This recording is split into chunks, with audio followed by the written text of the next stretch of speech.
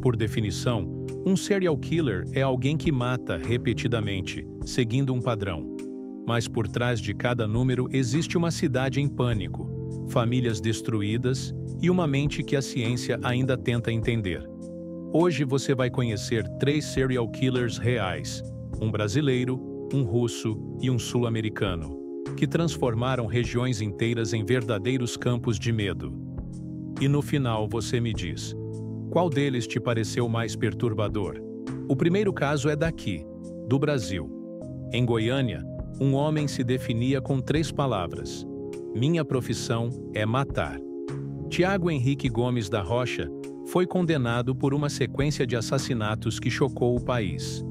Ele atacava principalmente a queima-roupa, usando moto, sempre com frieza e rapidez. As vítimas confirmadas chegam à casa das dezenas, incluindo adolescentes. A mais nova tinha apenas 13 anos. Durante meses, bairros inteiros viveram com medo de sair na rua. Ninguém sabia quem seria o próximo alvo. Tiago parecia gostar do risco. Roubava, matava e ainda alterava as placas das motos para confundir a polícia. Era como se cada crime fosse mais um desafio para o próprio ego. Quando finalmente foi preso, em 2014, a máscara começou a cair. Mas não de uma vez. Logo depois da prisão, Tiago tentou tirar a própria vida dentro da delegacia. Mostrava-se agressivo, instável. Chegou a ameaçar jornalistas e outros presos. A imagem era a de um homem completamente descontrolado. Mas então acontece algo que confundiu ainda mais as autoridades. Tiago muda o discurso. Ele passa a falar de arrependimento, escreve uma carta dizendo que seu maior desafio é conhecer a si mesmo, e atribui essa mudança à fé. Diz que não cometeu todos os crimes que tinha confessado no início, e afirma que parte da confissão foi resultado de coação policial. Arrependimento sincero ou mais um jogo de manipulação? Especialistas lembram que muitos psicopatas usam a culpa como ferramenta, não como sentimento. Eles aprendem o que as pessoas querem ouvir e repetem. Mesmo com a carta, a justiça foi dura. Tiago recebeu mais de 600 anos de pena, somando todos os crimes. Mas, pela legislação brasileira, ele só pode cumprir até 30 anos em regime fechado. Na prática, cada vida tirada se traduz em poucos meses atrás das grades. Agora a gente sai do Brasil e vai para a antiga União Soviética. Na cidade de Rostov, um homem ganhou o apelido de açougueiro. Seu nome, Andrei Chikatilo. Durante anos, ele abordou adolescentes e jovens adultos em estações e trens. A estratégia era sempre semelhante: ganhar a confiança, levar para um lugar isolado e ali revelar o monstro que escondia.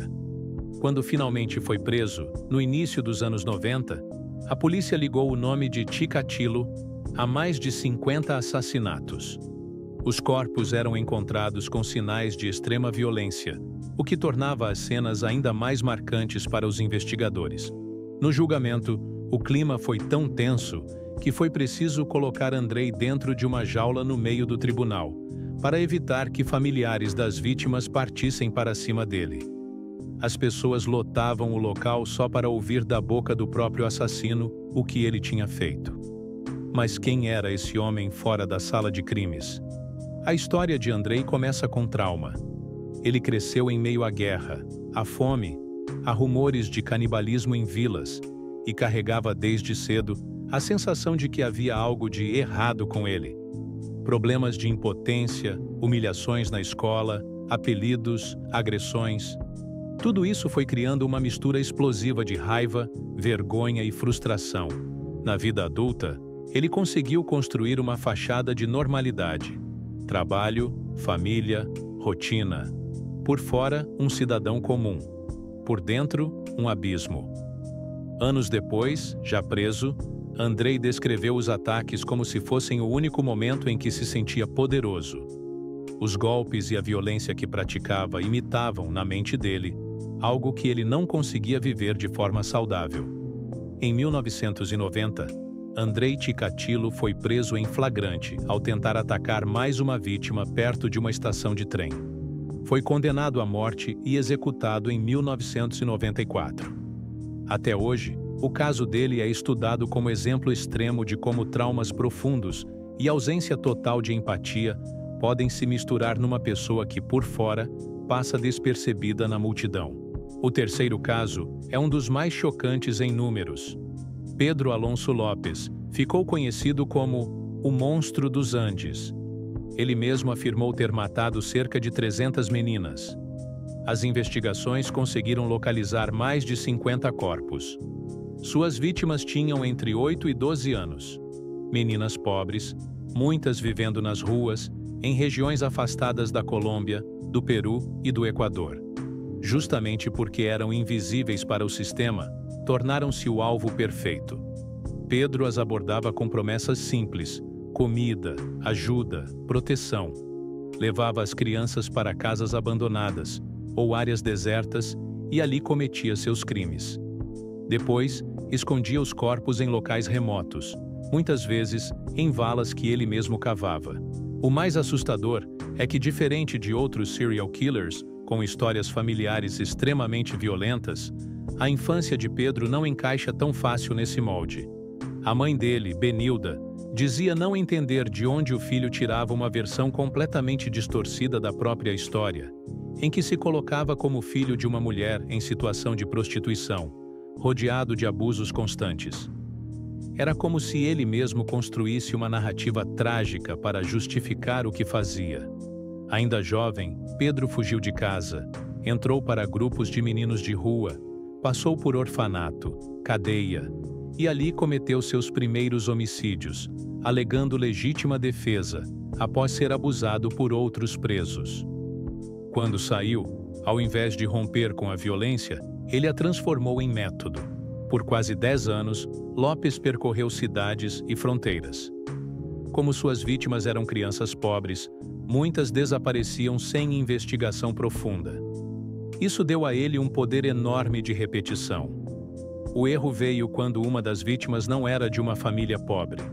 O desaparecimento de uma menina de classe média acendeu o alerta da imprensa e das autoridades. Pouco tempo depois, numa feira de rua, Pedro chamou a atenção de uma mulher ao tentar se aproximar de mais uma criança.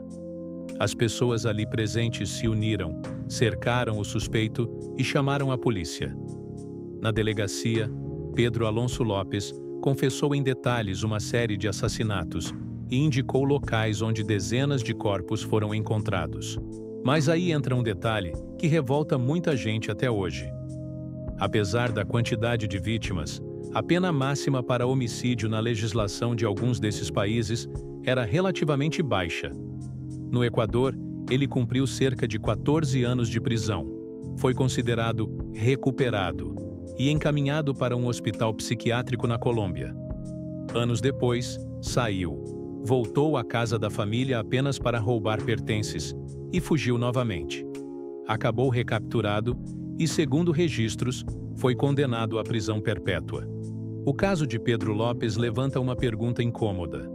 Como lidar com alguém que, em teoria, cumpre sua pena, mas cujos crimes são praticamente impossíveis de reparar? Tiago, Andrei, Pedro. 3 nomes em países diferentes, com histórias de vida diferentes, mas um ponto em comum. Onde eles passavam, o medo virava rotina. Serial killers não surgem do nada, mas também não são simples produtos do meio. Eles são o resultado de uma mistura rara e perigosa de fatores: personalidade, traumas, contexto, oportunidades e, principalmente, a total ausência de empatia. A maioria das pessoas com infâncias difíceis não se torna assassina. Mas todo serial killer começou sendo apenas alguém cujos sinais passaram despercebidos ou foram ignorados. E é aqui que fica o alerta. Nem todo psicopata tem cara de monstro. Muitos se escondem atrás de vidas aparentemente normais. Se você chegou até aqui, comenta "Eu observo", para eu saber quem realmente assistiu até o final. E me diz, qual desses 3 casos te deixou mais inquieto e por quê? Não esquece de se inscrever no canal, porque nos próximos vídeos a gente vai cavar ainda mais fundo em histórias reais que parecem ficção, mas infelizmente não são.